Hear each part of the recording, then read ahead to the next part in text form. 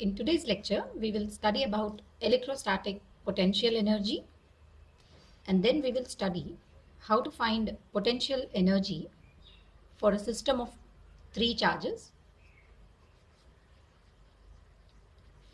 Okay, more than two, then how do we find out the potential energy? And then the third topic would be potential energy in the presence of external field.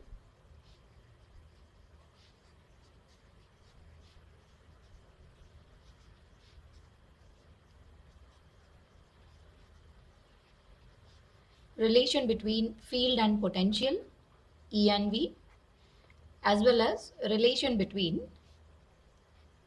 force and potential energy.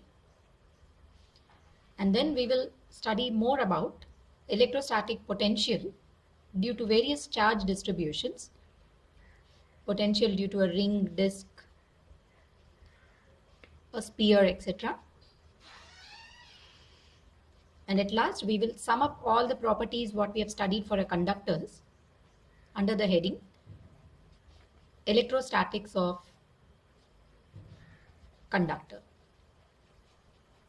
So these are the six subtopics which we'll be studying in this particular chapter. Now coming to electrostatic potential energy, let's see how to define this electrostatic potential energy and then how to derive an expression for it. So to start with, let us suppose there is a point charge, source charge Q in free space, and we know around it there is an electrostatic field. And if you have to bring a charge Q naught or small q from infinity and you want to place it at a particular distance, say Rp, from this source charge, then we need to do some external work. Okay, so we have already studied while defining the potential.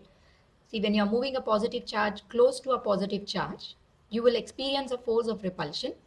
Repulsive force or electrostatic force is acting opposite, and you have to apply a force against this electrostatic force. And we know the force applied should be at least equal to electrostatic force to move it without any acceleration. So whatever work you are doing in bringing this charge Q from infinity and placing it at a point P, the total work, whatever you have done, is converted into electrostatic potential energy by the system.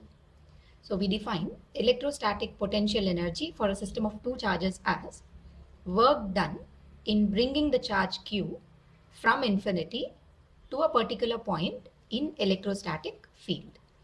And we already know we can write this work done as potential at that particular point into the charge which you are bringing. Because I'm bringing a charge Q, I will write it as Q. So this was from the definition of electrostatic potential. I repeat, we have defined electrostatic potential as W infinity P divided by Q, Q naught, where Q naught was a test charge. Now instead of Q naught, if I write it as Q, work done can be written as Vp into Q. And we already know how to find potential at this particular point due to capital Q. For a point charge, potential is kq by Rp into the charge which you're bringing is Q. So this is the amount of work done which has converted into electrostatic potential energy. So this expression is going to give you electrostatic potential energy stored between two charges plus Q and small q. If you bring a negative charge for negative charge, then you can modify this relation. Potential energy stored will become minus K into Q into small q divided by Rp. Okay, if the charge what you're bringing is positive, both are positive, it will be plus Q into plus Q. If one of them is negative, you will get a minus sign. So this is how you can find electrostatic potential energy for a system of 2-point charges. And as usual, units will be joules because it's nothing but a form of energy. Okay, now let's see how to find potential energy for a system of 3-point charges. Okay, assume that it's a field-free region, and in a field-free region, you're bringing a charge Q1 and placing it at a particular point. Since there is no external field, work done in bringing the first charge, W1, would be 0. Because there is no repulsive nor any attractive force, it's a field-free region. So in bringing the first charge and placing it here, no work is done by you. So work done is equal to 0. The moment you place this Q1, this whole region is modified into an electrostatic field.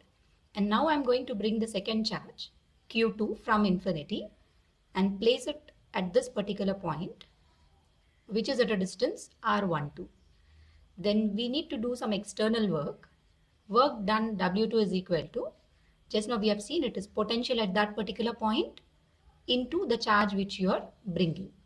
Since potential at this particular point due to Q1 is K, which is 1 by 4 pi epsilon naught, Q1 divided by R12 into the charge which you are bringing is Q2. Call this as equation 2. Work done in bringing the first charge was anyway 0. Now there are two charges in the free space. If I have to bring the third charge and place it here, then again I have to do some external work. Let the distance between 1 and 3 be R13. I'll call this distance as R23. So work done in bringing the third charge would be potential at this location of 3 due to first charge plus due to second charge into the charge which you're bringing. So I'll write it here. Potential due to Q1 at the location of Q3 is K into Q1 by R13 plus potential at Q3 because of Q2 charge is K into Q2 divided by R23 into the charge which you're bringing. Okay, we are bringing a charge Q3, so multiply with Q3. So the amount of work done in arranging these three charges is W1 plus W2 plus W3. So total work done would be the sum of all the three. And this work done itself is converted into electrostatic potential energy. So the total potential energy stored by the system, add all the three equations, you will get K Q1 Q2 by R12 plus K Q1 Q3 by R13 plus K Q2 Q3 by R23. So this gives you the electrostatic potential energy stored by a system of three charges. And since I took all the charges positive, we have got all the terms positive. Suppose Q3 is negative, then this Q3 we have to write with minus sign and change the sign according to the values. So this gives the potential energy for a system of three charges. So in the previous derivation, we have seen how to determine potential energy for a system of three charges. But in all the cases, we assumed that there is no external field. But here we have an external field. Assume that I am taking a uniform field. It need not be a uniform field, any field. Say this is a field, external field. And in this external field, we are going to arrange two charges Q1 and Q2. So if I have to bring a charge Q1 and place it at a point A, we need to do some external work because of the presence of this external field. So let the work done in bringing the charge from infinity and placing it in the presence of an external field B, potential at A, I'll call it as VA, which is produced by the external field, into the charge which you're bringing, that is Q1. Call this as equation 1. And now I'm going to bring the second charge and place it at some other point. Say I'll name this point as B, which is at a distance R12. And now whatever work I have to do should be total potential at B. Now there are two potentials at this particular point. Potential due to external field, I'll call it as VB, plus potential at B due to the charge Q1. We already know it is K Q1 divided by R12. This gives me the total potential at the location of B into the charge which you're bringing. Okay, since we are bringing a charge Q2 from infinity, I'll multiply with Q2. So in arranging these two charges, we have to do total work W1 plus W2. So the work done would be sum of these two. You will get the answer VA into Q1 plus VB into Q2, where VA and VB are the potentials due to external field, plus the last term, that is K Q1 Q2 divided by R12. Okay, we call this term as interaction term, okay, which gives you the potential energy stored between Q1 and Q2 in the absence of an external field. But if there is an external field, we need to consider VA as well as VB. So this total work itself is converted into electrostatic potential energy. So this is how you can find potential energy stored by a system of charges in the presence of an external field. Okay, now that we know what is electrostatic field as well as electrostatic potential, now let's see what is the interrelationship between these two. So going back to the definition of electrostatic potential, we have defined electrostatic potential at a point P in electric field as work done in bringing the charge from infinity to P divided by the unit positive charge, that is Q naught. Now I'll modify this relation. Vp is equal to work done can be written as integral of force into displacement F dot dr divided by Q naught. And we have already seen that your applied force is equal and opposite to electrostatic force. So if I replace F as electrostatic force, it's integral of minus of Fe dot dr divided by Q naught. And we already know that force experienced by the unit positive charge divided by Q naught will give you electric field. So we can write Vp as integral of minus, I'll write outside, E dot dr. So this expression will give you the relation between electrostatic field and electrostatic potential. Vp is equal to minus integral of E dot dr. Now look at the significance of this negative sign here.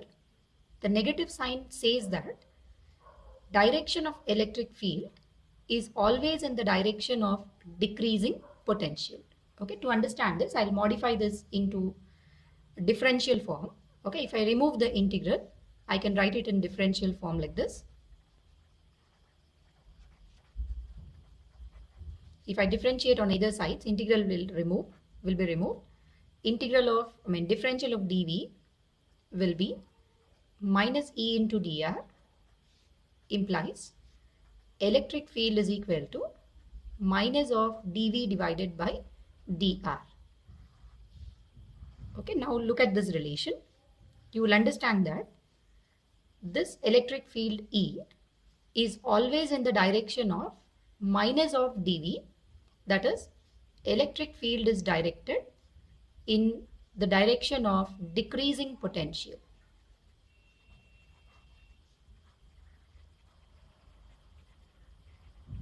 Okay, this is one significance that you can understand from this relation. I repeat, the direction of electric field is always in the direction of decreasing potential. And second thing is, electric field is negative gradient of potential. This dV by dr, d by dr is called the gradient. So you can write electric field as equal to negative of gradient of potential. So both of them I have expressed in terms of dr.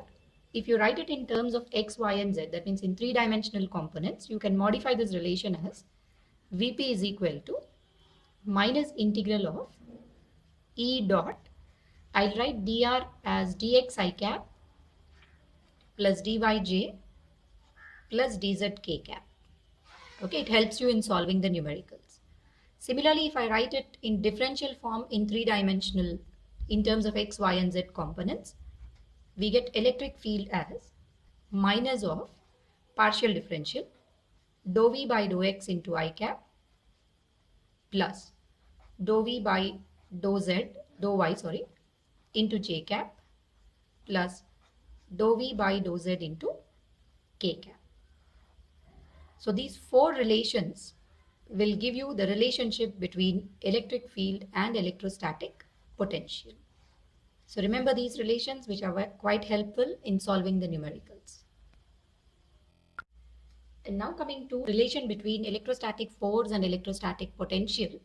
So we already know that for all conservative forces we have studied in first year, the relationship between force and potential energy is F is equal to minus du divided by dr. Electrostatic force or any conservative force is negative gradient of electrostatic potential energy. Now this is the relation between F and U in differential form. If I write it in X, Y and Z components, you can write it as minus of, just like we have written for potentials, minus dou U by dou X into I cap, we know force is a vector, plus dou U by dou Y into J cap, plus dou U by dou Z into K cap. So this is the relationship between force and electrostatic potential energy. Okay, we have expressed it in differential form. Now you can write it in integral form also. If I write U in terms of F, we get potential energy as minus integral of F dot dr, where F is the electrostatic force, even here all these are electrostatic forces, or U is equal to minus integral of, in 3-dimensional, it's a dot product, Fe dot dx I cap plus dy j cap plus dz k cap. So these are the relationships between electrostatic force and electrostatic potential energy. Okay, now that you know what is electrostatic potential and potential energy, for continuous charge distributions, we will see how to determine electrostatic potential. Okay, so all the potentials are electrostatic potentials. So first we'll begin with a semicircular wire which is bent in the form of a semicircle and it is uniformly charged. Okay, so let the charge be Q. And we need to determine the potential at its center. Okay, take the radius as capital R. Now, since potential is scalar, evaluating integral would be simple. So to start with, take one small element of the wire. This is a small element. Let the charge on this element be dq. Now, because of dq, I will find out the potential at the point P. I'll call this as dV as k into dq divided by the distance of this element from the point P is nothing but capital R, so divided by capital R. And since we want the total potential due to all these elements, I'll integrate this relation. Total potential at the point P is integral of dV, which is integral of k into dq divided by R, or Vp is equal to k is a constant, R is also constant. Integral of dq will give you the total charge on the ring, so I can write it as Q. So potential at the center of a semicircular arc would be kq by R, where k is nothing but 1 by 4 pi epsilon naught. But sometimes in numericals, instead of giving the answer in terms of q, they may give you the linear charge density. If it is linear charge density lambda, then we know lambda can be written as q by its length. Length of a semicircle is pi r. So in terms of lambda, you can write this potential as k q by r. I'll replace this q as lambda into pi r. So k into lambda into pi r divided by capital R. R gets cancelled. On further simplification, that means if you replace k as 1 by 4 pi epsilon naught, so you will get 1 by 4 pi epsilon naught lambda into pi. Pi also gets cancelled. So your potential at the point P due to this charge Q on the semicircular arc would be lambda by 4 epsilon naught. I repeat, this would be lambda by 4 epsilon naught in terms of lambda. If it is not in terms of lambda, it's just like a point charge, that is kq divided by capital R.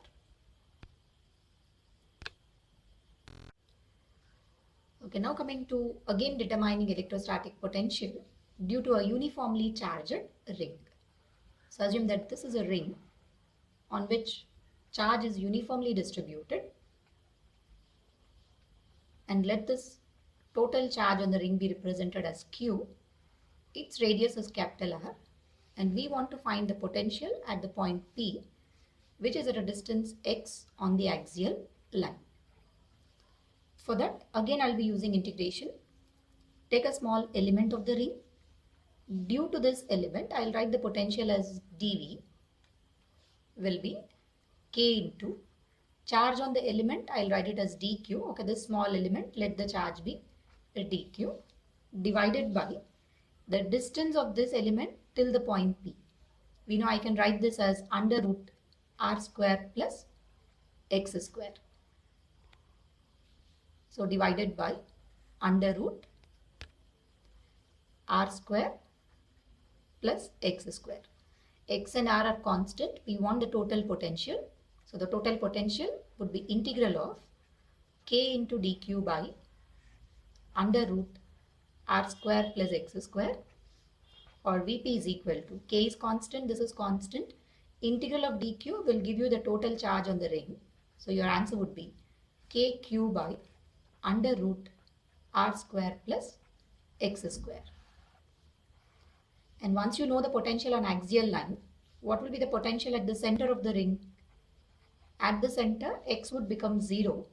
You will get the answer kq divided by capital R. So this gives you the potential at the center of a ring. Now let's see how to find out potential due to a uniformly charged disk. Just now we have seen for a ring, the potential on the axial line at a distance x is given by k into q divided by under root r square plus x square in case of a ring. So we'll make use of this result while finding the potential of a disk. So consider one disk which is uniformly charged, whose radius is capital R, and we need to find out the potential at a point P which is at a distance x from the disk. That means from the center of the disk. For doing so, we will consider one small circular disk, circular ring at a distance smaller whose thickness is dr. And we already know for this ring, potential on axial line is given by this relation. And since we are not finding it for the complete disk, for the small ring I will call it as dVp is k. Charge on the ring I will take it as dq divided by the distance. Okay, so the distance would be under root r square plus x square. Call this as equation 1. Now to get the total potential, we know we have to integrate this relation. Before that, let's find out what is this dq. So if sigma represents the surface charge density of the ring, we know sigma is equal to charge per unit area. So I want the charge on this blue color ring. It would be dq divided by the area of this shaded portion, the blue portion, is 2 pi r into dr. So from this we can write dq as sigma into 2 pi r into dr. Call this as equation 2. Now substitute this relation. We get dVp as k is 1 by 4 pi epsilon naught, which is a constant, sigma constant, 2 pi constant, r into dr divided by under root r square plus x square. Now since we need the total potential due to the ring, I'll integrate the relation. All these are constants. We are left with r into dr by under root r square plus x square, and your limits of integration will be from 0 to capital R. See, from center we have to go till the edge. So let's see how to integrate it. We'll do this integration by substitution method. So in substitution method, let us take this denominator as y. That is, y square is equal to r square plus x square. Differentiate the relation. 2y into dy will be, since x is not variable, it's a constant, integral of constant is 0, whereas integral of r square is 2r into dr. 2 will get cancelled. So instead of y dy, I can write it as r dr. Call this equation 3. Substitute in equation 4. Substituting 3 in 4, we get Vp as, write the constants outside, k sigma 2 pi will come out, integral of r dr is replaced by y dy, and this root over r square plus x square would be equal to y from 0 to capital R. Y would anyway get cancelled. We know integral of dy will give you 1. So therefore, potential Vp is equal to this k, if I write it as 1 by 4 pi epsilon naught, this 2 pi gets cancelled. We will be left with sigma by 2 epsilon naught. And integral of dy will give you y, which is nothing but root over r square plus small r square plus x square. And your limits are from 0 to capital R. So when we put the limits, we get Vp as sigma by 2 epsilon naught for a disk. In the place of small r, if I write it as capital R, under root r square plus x square minus, replace small r with 0, that would be x. So this formula gives you electrostatic potential on the axial line of a disk. And if you have to find potential at the center of the disk, just put x equal to 0. If x becomes 0, potential at center would be sigma into r divided by 2 epsilon naught. So these two formulas you can remember, and it helps you in solving the numericals. Now we will determine the electrostatic potential due to all these three devices, that is conducting sphere, a conducting shell, or a uniformly charged non-conducting shell. See, we have already studied in the previous lesson while studying electric field for continuous charges that charge resides only on the surface of the conductor. As long as the charge is on the surface of the conductor, we know that there is no electric field inside the sphere. And therefore, let us see how to find out potential at different points. At a point O, which is the center, at some other point A, which is inside the sphere, just on the surface, and beyond the surface, that is at D. I repeat, we are finding the potential at O, A, B, and a faraway point, I will take it as a D. Now let us start with the point D. We already know what is the electrostatic field at this particular point D. So let the distance be r dash. If you know the electric field, we can find the potential. We know Vp is equal to minus integral of E into dr. So minus integral of the electric field at this distance.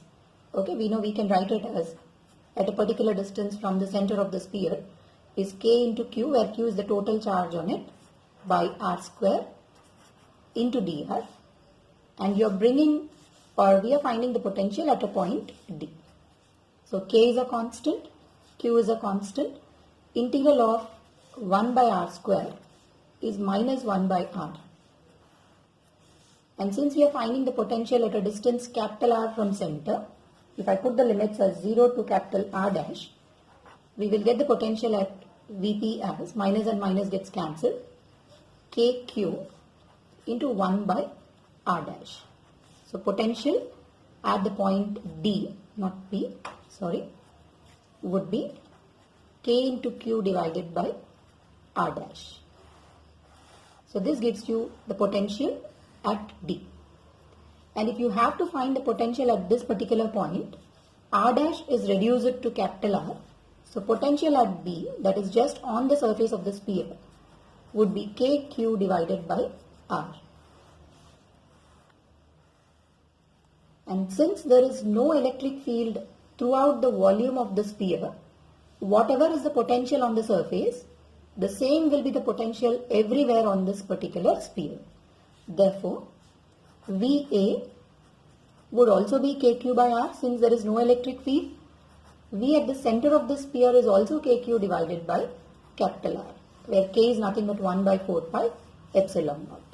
See, we have got the results for all the 4 different points for a spherical shell or a spherical conductor or a uniformly charged non-conducting sphere. So whenever charge resides on the surface, the whole volume of the sphere will behave as an equipotential surface. Now if I plot a graph to show the variation of electrostatic potential from center till surface. V versus R graph would remain constant, because from center to surface the value is kq by r, kq by r and kq by r. But beyond the surface if you go, it is inversely varying with distance. So the field would decrease. Not field, potential would decrease. So this is how electrostatic potential varies with distance for a conducting sphere. Okay, now let's see how to determine electrostatic potential due to a non-conducting sphere.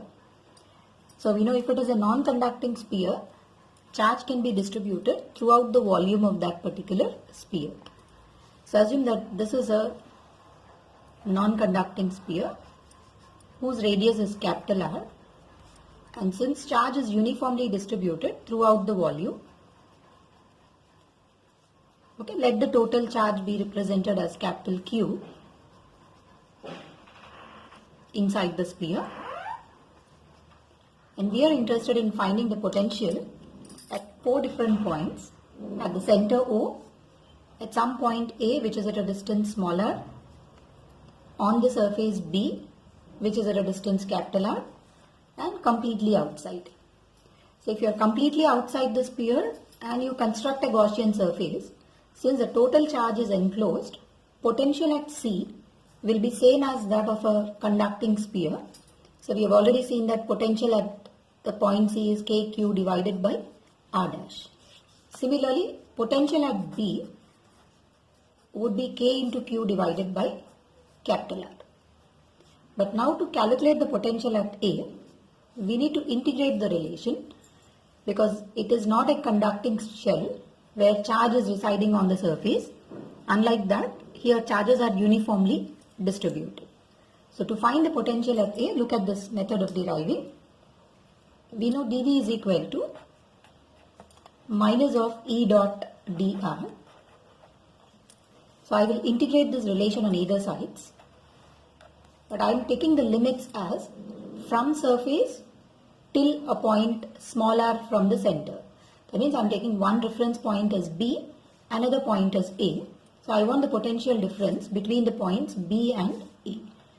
From B I am reaching the point A. So since B is at a distance capital R and A is at a distance smaller, your limits of integration will be from capital R to small r.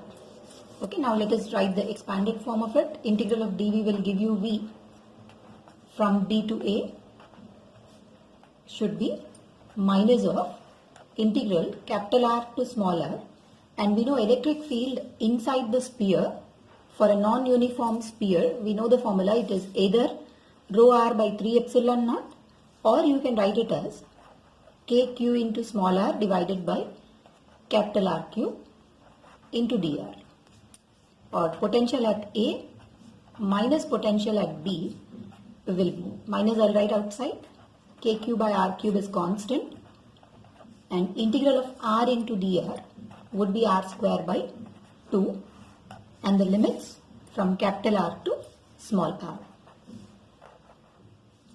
Okay, now put the limits VA minus, we know the value of VB already, it's kq by r into kq by r should be minus of kq by r cube. Substitute the limits, r square by 2 minus capital R square divided by 2. So simplify it further, VA minus kq by capital R would be, open the bracket, minus kq small r square by 2 into r cube, minus of minus would become plus kq by 2r, r square and r cube, 1 r gets, 1 r will remain.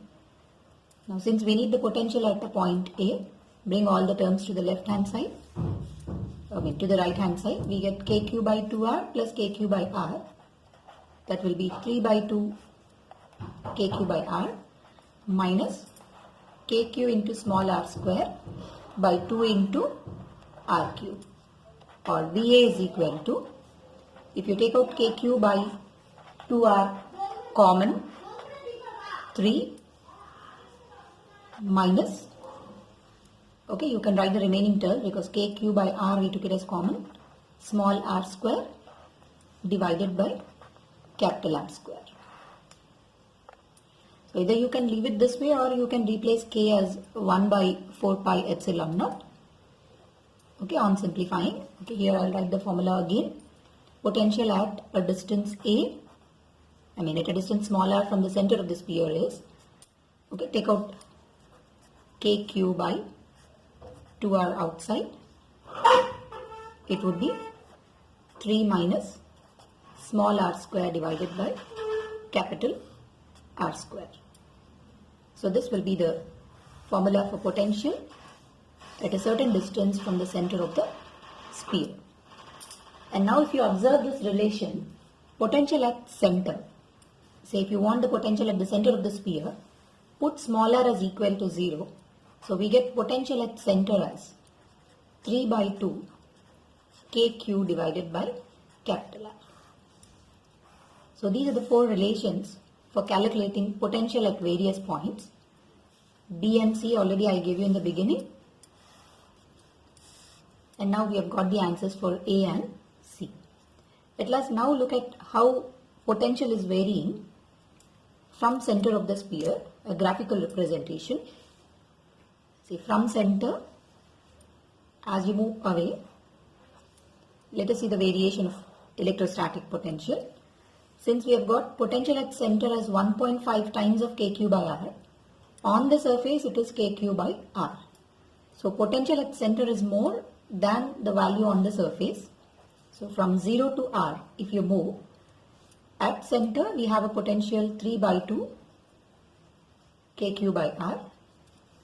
It decreases as you move to the surface. On the surface the value is KQ by R. And when you move beyond the surface, it is decreasing with distance. So the nature of the graph is not a straight line, it's a curve. And this is how potential varies with distance. Okay, now that we have studied what is field and potential, if you just sum up all the characteristics what we have studied for a conductor, so it's called electrostatics of a conductor. So the first point what we have studied in electrostatics of a conductor is charge resides on the surface of the conductor.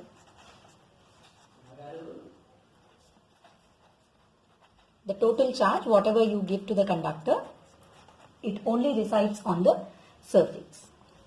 The second point is, okay, say if this is a conductor and you are giving a charge to it, the direction of electric field is always perpendicular to the surface.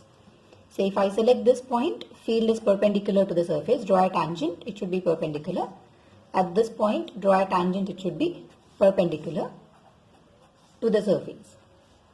And third point is, the electric field inside the conductor is always 0. E inside a conductor must be 0.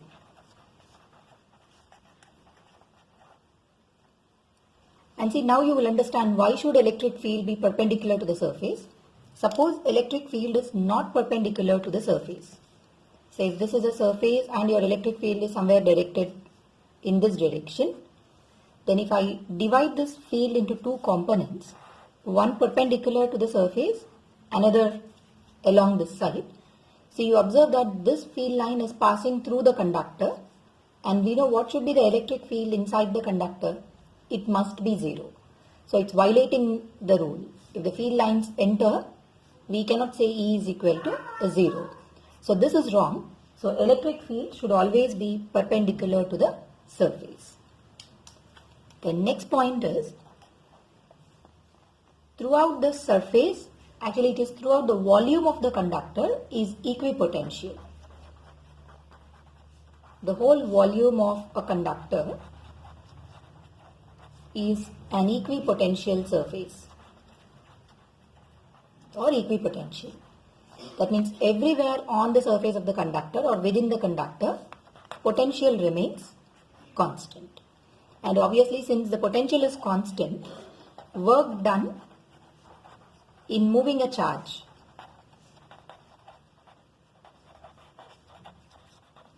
in a conductor would be 0.